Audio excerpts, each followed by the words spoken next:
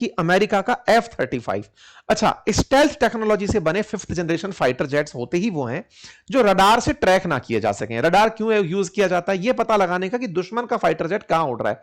तो रडार में पता चल जाता है तो उसे निशाना बनाना आसान होता है, लेकिन आपको पता ही नहीं चल रहा कि कोई फाइटर जेट आया तो निशाना बनाना मुश्किल होता है। हेडलाइन बनती है आज से 10 घंटे पहले की, अभी से 10 घंटे पहले की, कि अमेरिका का F-35 डैमेज हो गया है और डैमेज के चलते उसे इमरजेंसी लैंडिंग करानी पड़ी। ईरान वालों ने एक वीडियो फुटेज जारी किया कि हमने इनका F-35 बढ़िया से उसको लॉक किया और उसमें मिसाइल मार गिराई। तो ईरानियों ने इसको निशाना बना दिया अपनी बैलिस्टिक मिसाइल से। यह अपने आप में दुनिया में पहली घटना रिकॉर्ड की गई। ऐसा क्यों? क्योंकि IRGC ने अपनी तरफ से वीडियो जारी करते हुए कहा कि दुनिया में पहली बार ऐसा हुआ है कि F-35 को निशाना बनाया गया है, क्योंकि यह जाना ही अपनी खासियतों के कारण जाता था कि आप पकड़ नहीं सकते हमें, हम इतना उन्नत किस्म के हैं। F-35 का ईरान वॉर में इस्तेमाल करके अमेरिका उसे बेचना चाहता है। सबसे महंगे फाइटर जेट्स में से एक है। उसका पिछली बार मजाक बना था जब वो केरल में खड़ा रह गया था। इस फाइटर जेट्स के अंदर इतने डेलीगेट प्रोसेस लगे हुए हैं कि पिछले 7 साल में ये 11 तो क्रैश कर गया है, कई बार खुद ही से हैंडल ना होकर क्रैश मार गया। लेकिन दुश्मन इसे निशाना नहीं बना सकता, यह इसकी काबिलियत के रूप में बेचा जाता था। लेकिन इसी की यही काबिलियत अभी हाल ही में निशाने का कारण बनी और इसको अब ईरान वाले सब जगह शेयर कर रहे हैं कि देखो यह भी निशाना बनाया जा सकता है और हमने इसको निशाना बनाया है।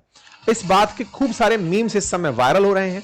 F-35 जो अंतरराष्ट्रीय स्तर पर अमेरिका बेचने के प्लानिंग में रहता है, उसे इस तरीके से ईरान के लोग मौकरी बना बनाकर चिढ़ा रहे हैं कि लो बेटा तुम्हारा F-35 मार गिराया। इसके चलते खूब सारे इस तरह के पोस्टर वॉर चल रहे हैं। We thought it was invisible to the US navy, बस उसी को नहीं दिखा, बाकी अमेरिका का F-35 लड़ खड़ा गया है। लोगों ने इसके खूब आनंद लिया और ये आनंद आप समझ रहे होंगे, ये उस दौर के हैं जब अमेरिका भारत को मोक करता था ये कहकर के कि भारत के फाइटर जेट गिर गए, भारत के फाइटर जेट गिर गए। ट्रंप अपनी टेबल पर फाइटर जेट लेकर बैठने लगे थे, कारण क्योंकि उन्हें राफेल नहीं बेचने देना था भारत को, अपना F-35 बेचना था। और अब क्या हुआ कि F-35 ही मार खा गया। अब तो न्यूज ये तक निकल रही है कि उसको ढूंढने के लिए चिनूक भेजा गया है कि ढूंढा जाए कि कहां गिरा है। हमले और तबाही झेलकर भी ईरान हर रोज अमेरिका को नाको चने चबा रहा है। अमेरिका के करीब 1.5 दर्जन एयरक्राफ्ट को टारगेट करके या तो तबाह कर चुका है या क्रैश लैंडिंग और इमरजेंसी लैंडिंग के लिए मजबूर कर चुका है।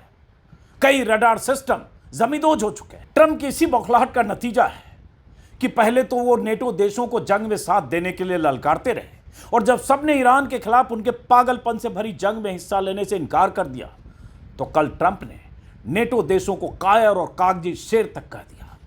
मतलब ट्रंप की सनक और सिरफिरेपन में उनका साथ न दो तो कायर हो गए।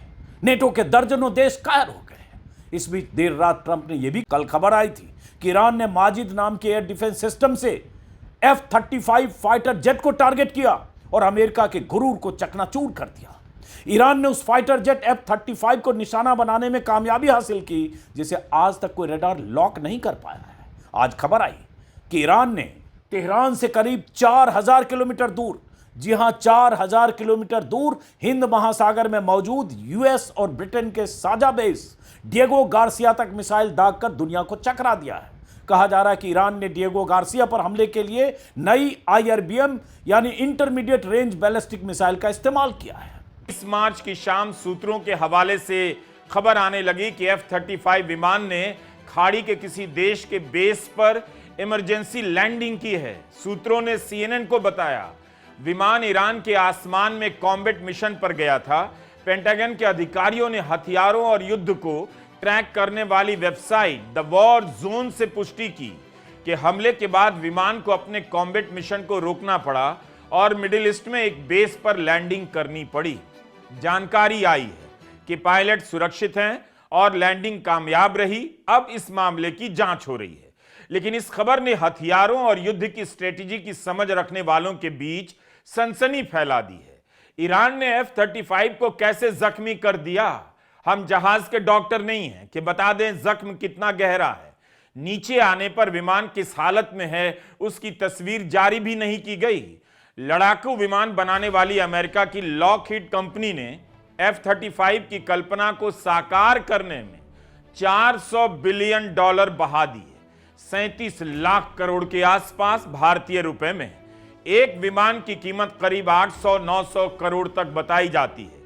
यह 5वीं पीढ़ी का जहाज है। ट्रंप ने कई बार F-35 की तारीफ की। उनका दावा है कि यह दुश्मन को दिखाई नहीं देता, कब उसके बगल में आ जाता है पता नहीं चलता और हर बार जीत जाता है।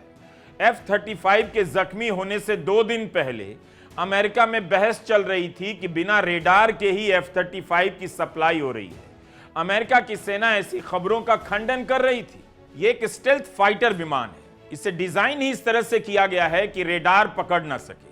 ऐसा करने से यह दुश्मन के विमान के उड़ान भरने से पहले ही उस पर हमला कर सकता है और हवा में अपनी बादशाहत कायम कर लेता है। कई देशों की सप्लाई चेन की मेहनत से यह विमान तैयार होता है। Britain, Australia, Canada, Italy, Denmark, Netherlands, Norway या तो इसके पार्ट बनाते हैं या फिर अपने अपने इस्तेमाल के लिए अपने देशों में असेंबल करते हैं। F-35 को हिट करना, जख्मी करना ईरान की कितनी बड़ी कामयाबी है उसे समझने के लिए यह सब जानना जरूरी हो जाता है। F-35 का सवाल अमेरिका को उसी तरह से पीछा करने वाला है जिस तरह से ऑपरेशन सिंदूर के समय रफाल के सवाल ने भारत का लंबे समय तक पीछा किया। आज तक आधिकारिक रूप से पता नहीं कि ऑपरेशन सिंदूर में भारत के कितने विमान नष्ट हुए। बीच बीच में ट्रंप याद दिलाते रहते हैं कि भारत के कितने विमान गिरा दिए गए।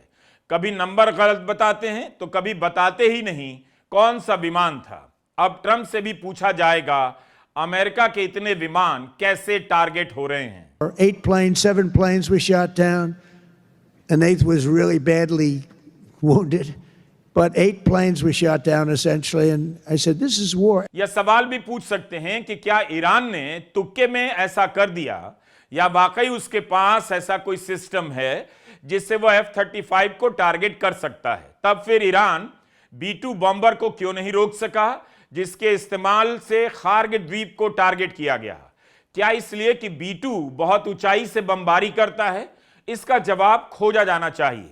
अमेरिका के लिए बड़ी बात है क्योंकि वह इन्हीं हथियारों के अपराजय होने के दम पर कहीं भी युद्ध लड़ने चल देता है।